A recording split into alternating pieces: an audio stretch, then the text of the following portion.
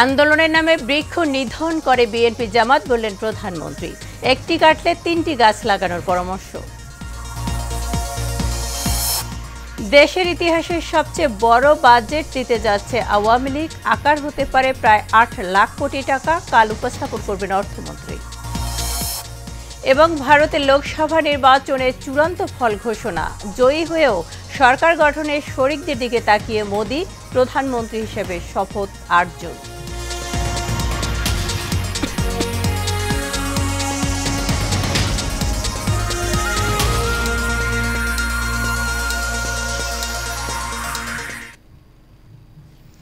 স্বাগত Asian prime নিউজের সঙ্গে আছি আমি শারমিন জাহান মেরি। শুনছিলেন বিআরবি কেবল ইন্ডাস্ট্রিজ লিমিটেড সংবাদ শিরোনাম। এবার যাব পুরো সংবাদে। পরিবেশ রক্ষায় আওয়ামী লীগ সারা দেশে গাছ লাগায়, বিএনপি জামাত আন্দোলনের নামে হাজার হাজার বৃক্ষ ধ্বংস করে বলে মন্তব্য করেছেন প্রধানমন্ত্রী শেখ হাসিনা। সকালে বঙ্গবন্ধু আন্তর্জাতিক সম্মেলন কেন্দ্রে বৃক্ষ মেলা উদ্বোধন অনুষ্ঠানে কথা বলেন তিনি। এ সময় উন্নয়ন প্রকল্পে পরিবেশের দিকে বিশেষ নজর দেওয়ার আহ্বান জানিয়ে গাছ কাটার প্রয়োজন পড়লে একটি গাছের পরিবর্তে ৩টি গাছ লাগানোর পরামর্শ দেন সরকার প্রধান। কাউসার আহমেদের রিপোর্টে বিস্তারিত। বঙ্গবন্ধু আন্তর্জাতিক সম্মেলন কেন্দ্রে জাতীয় বৃক্ষরোপণ অভিযান, পরিবেশ মেলা ও বৃক্ষ মেলার উদ্বোধন করেন প্রধানমন্ত্রী। এ সময় পরিবেশের ভারসাম্য রক্ষায় এবং বনায়ন সহ বেশ কিছু ক্ষেত্রে অবদান রাখার জন্য বিভিন্ন ব্যক্তি এবং প্রতিষ্ঠানকে বিশেষ সম্মাননা পুরস্কার তুলে দেন সরকার প্রধান। যে কোনো উন্নয়ন পরিকল্পনায় পরিবেশ রক্ষার বিষয়টি গুরুত্ব দেওয়া হচ্ছে জানিয়ে প্রধানমন্ত্রী বলেন, আওয়ামী লীগ সরকার ক্ষমতায় এসে সামাজিক বনায়ন বৃদ্ধি করেছে, ফলে দেশের দারিদ্র মানুষের অর্থনৈতিক সচ্ছলতা বেড়েছে। রাষ্ট্র বর্তমান ও ভবিষ্যৎ নাগরিকদের জন্য পরিবেশ সংরক্ষণ ও উন্নয়ন করিবেন এবং প্রাকৃতিক সম্পদ, জীববৈচিত্র্য, জলাভূমি, বন ও বন্যপ্রাণীর সংরক্ষণ ও নিরাপত্তা বিধান করিবেন। সেইভাবে আমরা পরিবেশ রক্ষা করা, জীববৈচিত্র্য রক্ষা করা, তার ব্যবস্থা আমরা হাতে নিয়েছি এবং সংবিধানে এটা সংযোজন করে এটা বাধ্যতামূলক করে দেওয়া হয়েছে। অনুষ্ঠানে বনায়ন বৃদ্ধিতে এবং পরিবেশ ভারসাম্য রক্ষার গুরুত্ব উল্লেখ করে প্রধানমন্ত্রী বলেন, সুন্দরবন দেশের মানুষকে বড় বড় প্রাকৃতিক দুর্যোগ থেকে বাঁচাতে ভূমিকা রাখে। তাই এই বৃহৎ ম্যানগ্রোভ বনকে রক্ষায় সকলকে ঐক্যবদ্ধভাবে কাজ করতে হবে। আমাদের যে সুন্দরবন ম্যানগ্রোভ, এটা আমাদের ন্যাচারাল এবং সেটা আমাদেরকে এই ঝড় ঝঞ্ঝা জলোচ্ছ্বাস থেকে রক্ষা করে। কাজে সুন্দরবনকে আরও সুরক্ষিত করা এবং সুন্দরবনের কার্বন মজুদের পরিমাণও বৃদ্ধি পেয়েছে। 2009 সালে সুন্দরবনের মোট কার্বন মজুদের পরিমাণ ছিল 106 মিলিয়ন মেট্রিক টন, যা 2019 সালে হয়েছে 139 মিলিয়ন মেট্রিক টন। এ সময় চলতি বছর 8 কোটি 38 লাখ চারা রোপণ করা হবে বলেও জানান প্রধানমন্ত্রী। দেশের বনজ সম্পদ বৃদ্ধি এবং বন পুনঃপ্রতিষ্ঠার জন্য এবছর বর্ষা মৌসুমে 8 কোটি 38 লক্ষ চারা রোপণ করা হবে। সেইভাবে আমরা পদক্ষেপ নিয়েছি। আর মুজিব বর্ষ উপলক্ষে আমাদের দলের পক্ষ থেকে আমরা 1 কোটি বৃক্ষরোপণের পদক্ষেপ নিই, তবে বৃক্ষরোপণ তার থেকে অনেক বেশি। কাউসার আহমেদ, এশিয়ান টেলিভিশন, ঢাকা।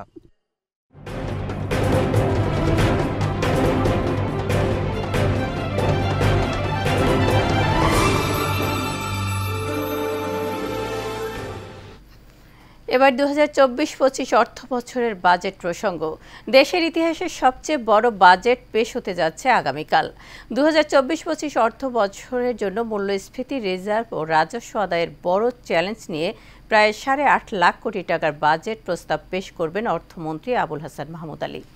এসব চ্যালেঞ্জের উত্তরণ ঘটিয়ে আগামী অর্থ বছরের বাজেটে মানুষের আশা আকাঙ্ক্ষার প্রতিফলন ঘটবে কিনা তা নিয়ে বিশ্লেষণ করছেন অর্থনীতিবিদরা। মিতুর রিপোর্টে থাকছে বিস্তারিত।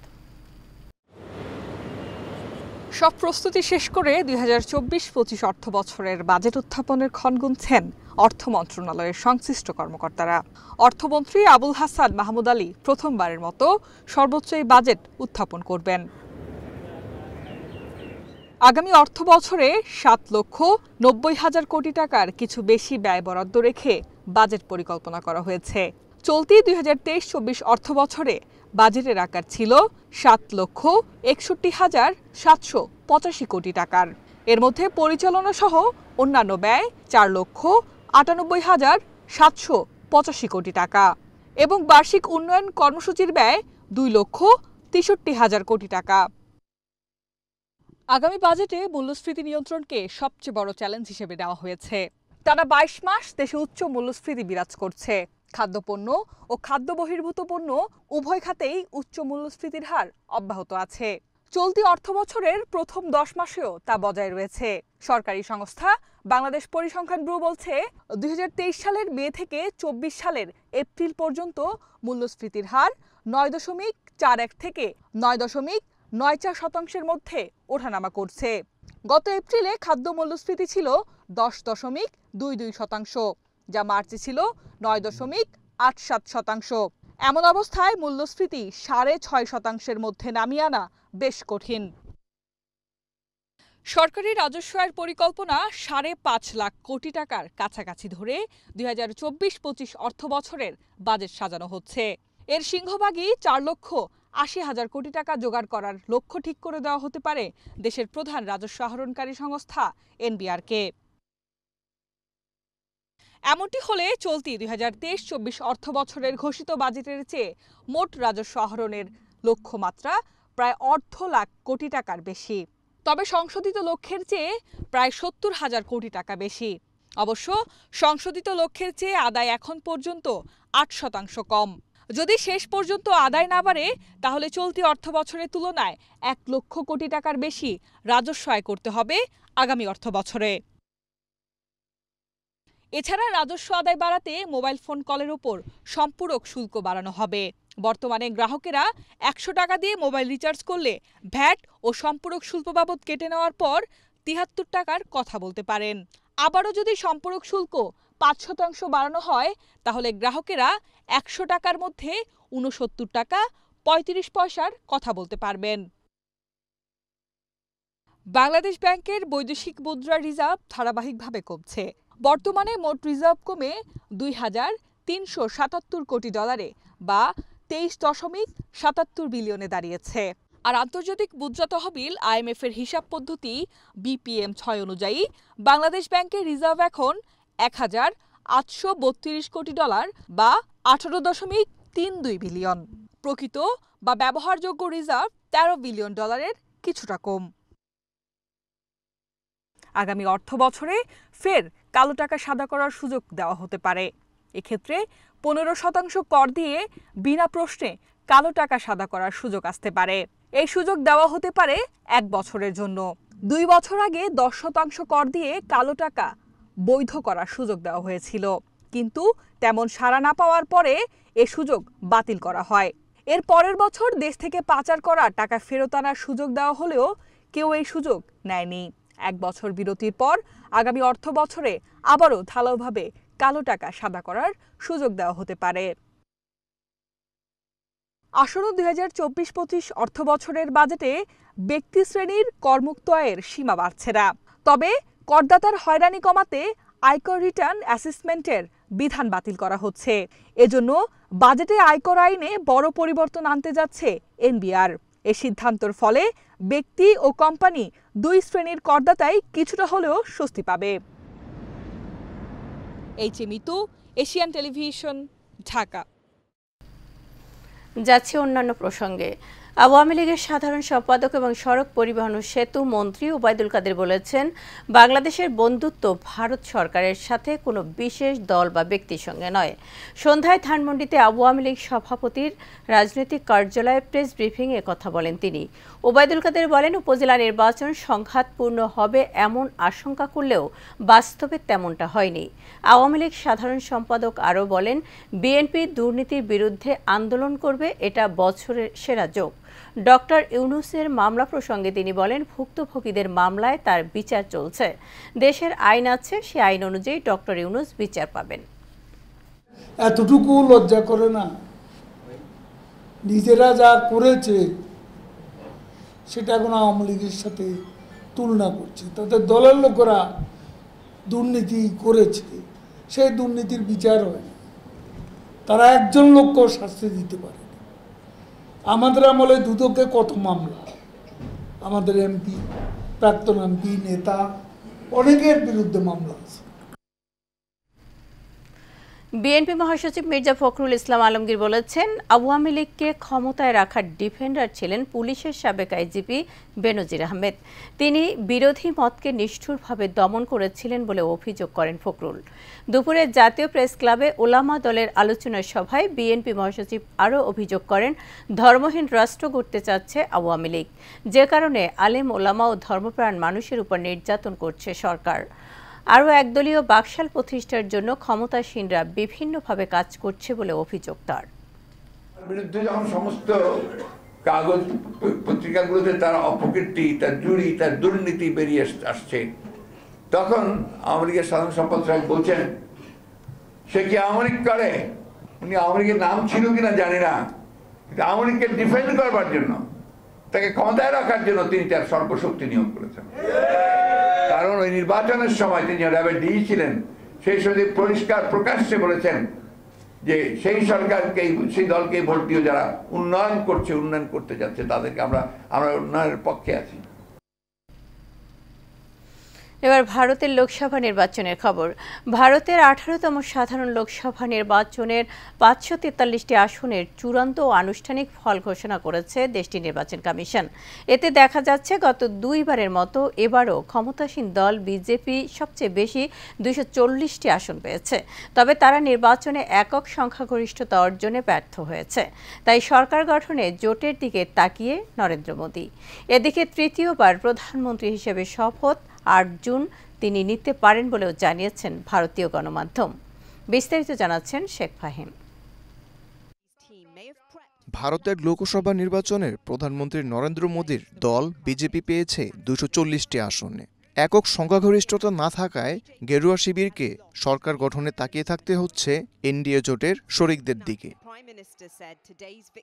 মোদীর বিজেপির নেতৃত্বাধীন এনডিএ জোট পেয়েছে 292টি আসন।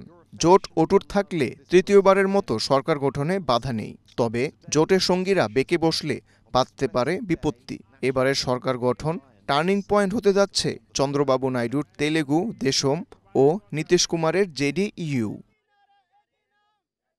এদিকে কংগ্রেসের নেতৃত্বে ইন্ডিয়া জোট পেয়েছে 234টি আসন। এর মধ্যে কংগ্রেস জিতেছে 99টি আসন। সরকার গঠনে মোদীর এনডিএ জোট ভাঙার চেষ্টায় মরিয়া ইন্ডিয়া জোটও। তারাও দফায় দফায় দেন দরবার চালাচ্ছেন নির্দলীয় ও জেডিইউ এর সাথে। আপাতদৃষ্টিতে মোদীর এনডিএ জোট সরকার গঠনে এগিয়ে থাকলেও যে কোনো সময় দৃশ্যপট পাল্টে যেতে পারে বলে ধারণা নির্বাচন বিশ্লেষকদের। Sheikh Fahim, Asian television. এবার উপজেলা নির্বাচনের খবর। বিচ্ছিন্ন ঘটনায় শেষ হলো 6ষ্ঠ উপজেলা পরিষদ নির্বাচনের 4র্থ ধাপের ভোট গ্রহণ। এখন চলছে গণনা। সকাল 8টা থেকে দেশের 7টি উপজেলায় ভোট গ্রহণ শুরু হয়ে একটানা চলে বিকেল 4টা পর্যন্ত। নির্বাচনের চেয়ারম্যান পদে 251, ভাইস চেয়ারম্যান পদে 265 ও মহিলা ভাইস চেয়ারম্যান পদে 205 জন সহ মোট 721 জন প্রার্থী প্রতিদ্বন্দ্বিতা করছেন। এদিকে প্রধান নির্বাচন কমিশনার কাজী হাবিবুল আউয়াল জানিয়েছেন, এ ধাপে ভোট পড়েছে 34.33%। বিচ্ছিন্ন ঘটনায় 5 জন আহত এবং 28 জনকে গ্রেপ্তার করা হয়েছে। সব মিলিয়ে মোট সুষ্ঠু এবং শান্তিপূর্ণ হয়েছে বলেও দাবি সিইসি।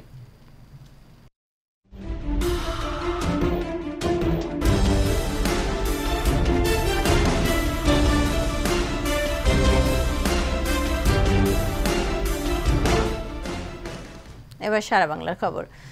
বাগেরহাটের মোল্লারহাটে পানিতে ডুবে 2 শিশুর মৃত্যু হয়েছে। বুধবার বিকেলে উপজেলার উদয়পুর আরুয়াকান্দি গ্রামে একটি ঘেরের ডোবা থেকে এই 2 শিশুর মরদেহ উদ্ধার করা হয়। শিশুদের অকাল মৃত্যুতে এলাকায় শোকের ছায়া নেমে এসেছে। নিহতরা হলেন আরুয়াকান্দি গ্রামে আজিজ খানের ছেলে আমির হামজা ও বাকা খানের ছেলে মোহাম্মদ শফিউল্লাহ। এর 2 জন সম্পর্কে চাচাতো ভাই। পুলিশ ও পরিবার সূত্রে জানায়, দুপুর 1টা থেকে ওই 2 শিশুকে খুঁজে পাওয়া যাচ্ছিল না। খুঁজতে খুঁজতে বিকেল 5টার দিকে বাড়ির পাশের ছোট একটি ডোবায় 2 জনের মরদেহ উদ্ধার করা হয়। ধারণা করা হচ্ছে, ডোবায় থাকা ছোট মাছ ধরতে গিয়ে পানিতে ডুবে এই 2 শিশুর মৃত্যু হয়।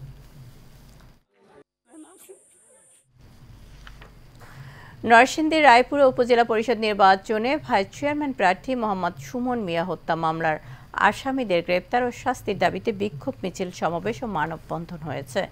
রায়পুরা বাস স্ট্যান্ডের প্রতিবাদ সমাবেশ ও পরে উপজেলা পরিষদের সামনে মানববন্ধনে অংশ নেয় নিহতের স্বজন, রাজনৈতিক সহকর্মী সহ বিভিন্ন শ্রেণী পেশার মানুষ। এতে বক্তব্য রাখেন নিহত সুমনের বাবা ও চরসুবুদ্ধি ইউনিয়নের চেয়ারম্যান নাসির উদ্দিন, পৌর আওয়ামী লীগের সহ সভাপতি মোহাম্মদ হারুনুর রশিদ ভূঁইয়া, আব্দুল বাসেদ মেম্বার, পৌর যুবলীগের সভাপতি মোহাম্মদ আনোয়ার হোসেন ভেন্ডার সহ অনেকে।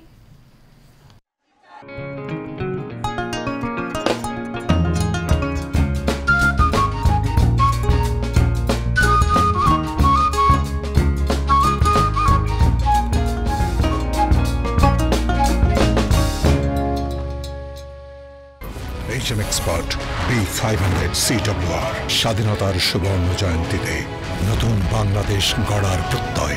HM Steel B500 CWR।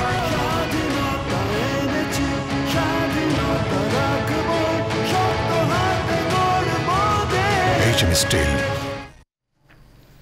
চট্টগ্রামের শহীদ লেফটেন্যান্ট শেখ জামাল টাইগার্স মিউজিয়ামের উদ্বোধন করা হয়েছে। সেনা প্রধান জেনারেল SM শফিউদ্দিন আহমেদ এর উদ্বোধন করেন।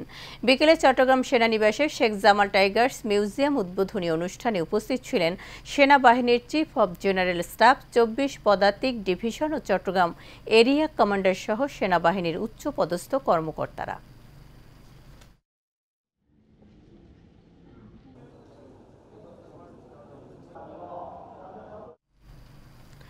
বিশ্ব পরিবেশ দিবস উপলক্ষে নগরীর ব্যারিস্টার সুলতান আহমদ চৌধুরী কলেজে বৃক্ষরোপণ ও গাছের চারা বিতরণ কর্মসূচির আয়োজন করা হয়েছে।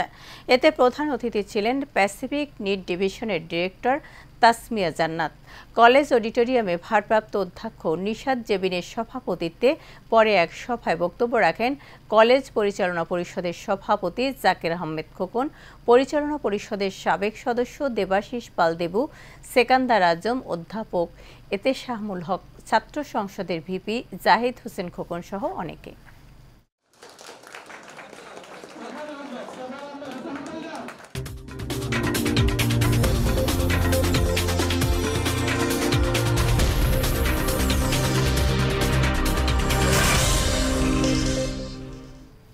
এবার খেলার সংবাদ। হাসারাঙ্গাকে সরিয়ে টি-20 র্যাঙ্কিংয়ের শীর্ষে ফিরলেন সাকিব আল হাসান। টি-20 বিশ্বকাপে দক্ষিণ আফ্রিকার বিপক্ষে বল হাতে আলো ছড়ালেও ব্যাটিংয়ে একেবারেই নিষ্প্রভ ছিলেন ওয়ানিন্দু হাসারাঙ্গা। তার এই পারফরমেন্সের প্রতিফলন পড়েছে র্যাঙ্কিংয়ে। এই সংস্করণের অলরাউন্ডারদের তালিকায় 2-এ নেমে গেছেন তিনি। এতে শীর্ষে ফিরেছেন সাকিব আল হাসান। লঙ্কান অধিনায়কের রেটিং পয়েন্ট এখন 222, শীর্ষ স্থান ফিরে পাওয়া সাকিবের রেটিং পয়েন্ট 223। এরই সাথে শেষ করব এশিয়ান প্রাইম নিউজ। তার আগে বিআরবি কেবল ইন্ডাস্ট্রিজ লিমিটেড সংবাদ শিরোনাম জানাবো আরও একবার।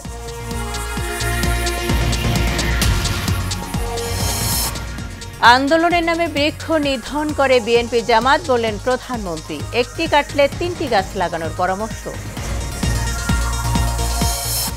দেশের ইতিহাসের সবচেয়ে বড় বাজেট দিতে যাচ্ছে আওয়ামী লীগ, আকার হতে পারে প্রায় 8 লাখ কোটি টাকা, কাল উপস্থাপন করবেন অর্থমন্ত্রী।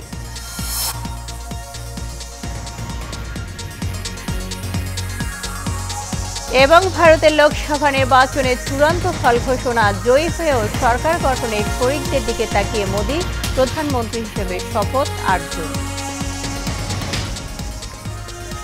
এই ছিল আমাদের এখনকার মতো সংবাদ আয়োজনে। আমাদের পরবর্তী আয়োজন দেখার আমন্ত্রণ জানিয়ে শেষ করছি। এতক্ষণ আমাদের সাথে থাকার জন্য ধন্যবাদ।